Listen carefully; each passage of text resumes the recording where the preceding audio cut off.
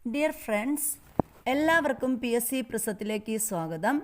ഇന്ന് നമ്മൾ അടിസ്ഥാന അളവുകളും അവയുടെ SI യൂണിറ്റുകളുമാണ് പഠിക്കാൻ പോകുന്നത്.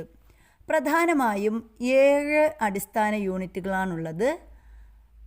നീളം SI unit metre, mass kilogram, സമയം സെക്കൻഡ്, വൈദ്യുത പ്രവാഹ തീവ്രത ആംപിയർ, താപനില കെൽവിൻ, പദാർത്ഥത്തിൻ്റെ അളവ് മോൾ, പ്രകാശ തീവ്രത കാൻഡില.